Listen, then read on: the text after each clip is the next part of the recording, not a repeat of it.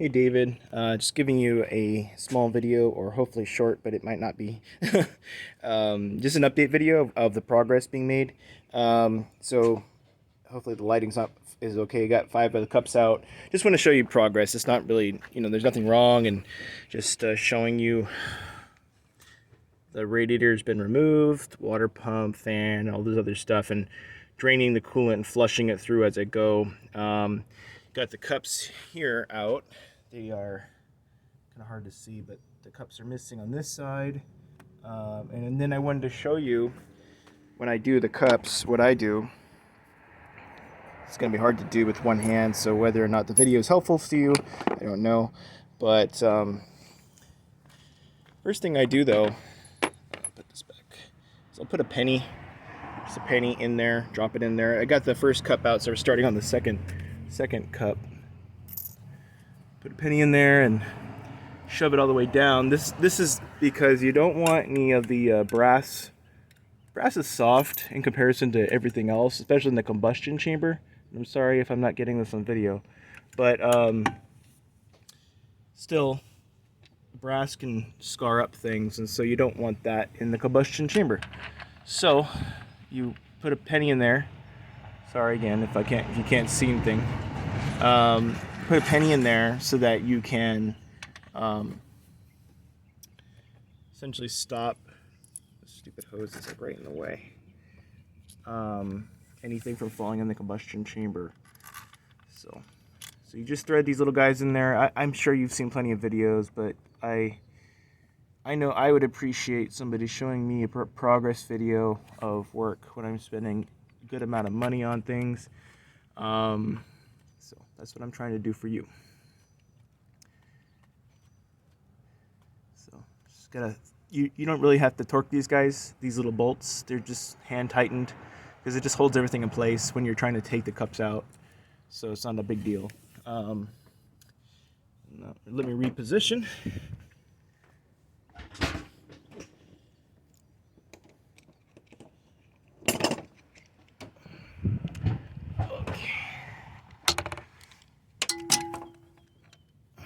Okay, so there's the tool, obviously, and back this part out because you want what's it called, to go all the way in to the cup, or as far as it'll go. Basically, it's important that the cup gets a good enough amount of threads on it so that it doesn't rip the brass apart when it's removing. I really should have done a video on the other side because it would have been easier. But basically, you just want to continue, you want to tighten it up till it gets kind of tight. This is a by feel thing. There's really no set number of turns, but you just kind of know. And still, even if it feels right, sometimes it can still have problems. It can rip apart the brass and you have to do it again. So a little bit tighter than that, that's good. And then take it all out.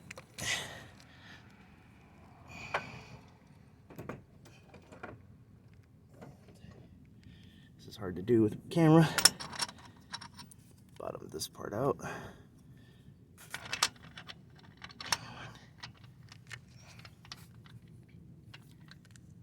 That's just to get it seated, because we're now pulling the cup out. Now that the threads of the tool have gone into the cup, and so now it's just basically pulling against the friction of the pressed in parts of the cup, and we're just pulling it out. And so this one should be okay. It feels right. So hopefully I'll catch it all on video for you. The process. Again, I'm only making this video just because I want you to feel good about everything that's being done, showing you the progress, as well as the process, so you know what's going on.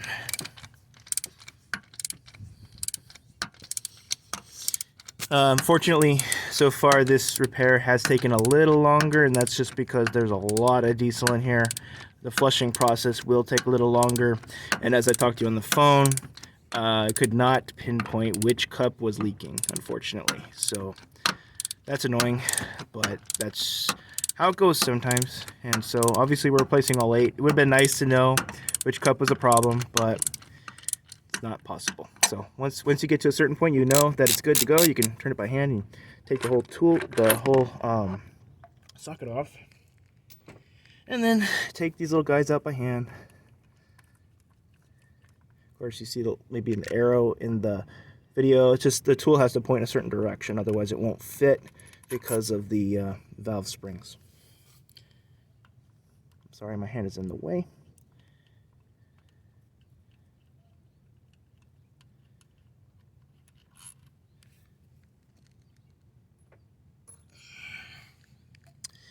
And that's how it goes. So you got the cup out, and of course you have to clean up the bore and everything. That's a little bit time consuming, but that's all part of the process. But cleanliness is a very important aspect of this repair, because obviously you don't want any oil or any leftover coolant. Obviously the whole engine has to be drained so that the coolant will go down, otherwise you just refill the combustion chamber right now.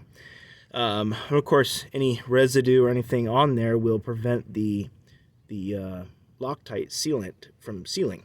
So you've got to make sure to clean it all up very thoroughly. Okay, David, so that's what I wanted to show you. A little better picture in there. It's got to be cleaned up again. But yeah, so hopefully you're happy with the video, and I'll talk to you later.